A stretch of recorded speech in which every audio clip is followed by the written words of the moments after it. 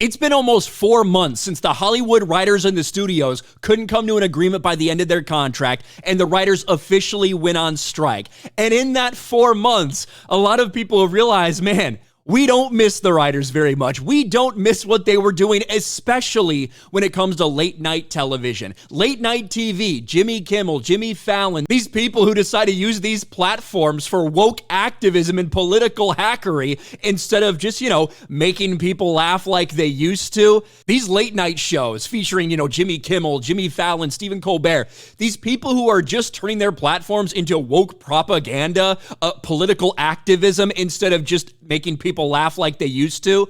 They have been failing in the ratings for the past several years. The audience has already walked away.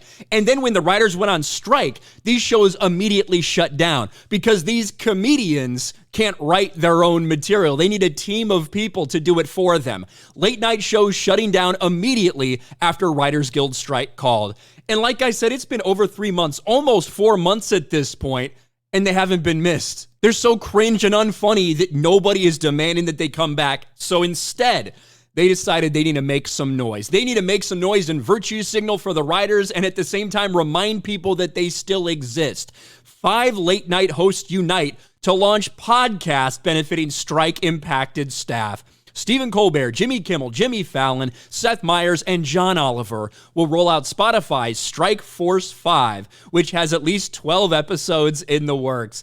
And yes, they did officially announce this on Twitter. These people are all multimillionaires, right? So one, the idea that they need to launch a podcast to help their writers out, instead of, if you really cared that much, you could just pay out of your own pocket. I'm sure that'd be no problem, but they're not going to do that. They're going to launch a podcast, and the revenue they get from it is going to go to their writers who are currently on strike. The writers who have had a big role in destroying entertainment as well. Let's not forget about that part.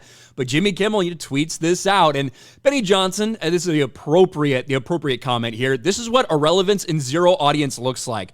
We'll just listen to 30 seconds of their podcast so you can see how funny these guys are when they don't have people writing their jokes. One more time, Jimmy. Yeah. Hi, I'm Jimmy Fallon. I'm Stephen Colbert. I'm Jimmy Kimmel. I thought when you said Jimmy, you meant me, Jimmy, but you meant Jimmy. I always mean you. But when you say Seth Meyers, who do you mean? I mean John Oliver. It's the 5 of us together for maybe an hour a day. Strike Force 5 is the name of our podcast. Subscribe to it now. Spotify or wherever else you get your podcasts. But Spotify, you fucks. There you go. That's the 5 funniest late night comedians in existence right now. And that's what you get. That's the little teaser you get of their podcast. And again, they're getting fucking annihilated. They're getting roasted. People basically saying, we don't want you back. This is not funny. And as I said, a lot of people, when they shut down, they're like, oh my gosh, the late night shows are shutting down. And no one's missed them. No one's been clamoring for them back. A lot of people in Hollywood are like, what happens if we can't send our actors to promote their movies on late night shows? And then we see Barbie and Oppenheimer both do massive, massive things worldwide at the box office. These people are irrelevant. They're not funny. They're not entertaining. They need a team of people to write their jokes. And right now, what people want is authenticity. And I don't think there's any way that these 5 fucks are going to come off as authentic. Everything they do that's been funny over the last several years has been written out for them and planned out for them with a laugh track and audiences that are supposed to applaud at a certain time. This is just more cringe garbage from people whose entire platforms have become woke cringe nonsense. No longer do you turn into a late night show to the night show and you get entertained. No, instead you get preached to about a vaccine. Instead you get preached to about Donald Trump. Instead you get preached to about whatever the latest hot button political topic is. And if you're not on their side, you are dumb and you are the enemy. They've made that very, very clear.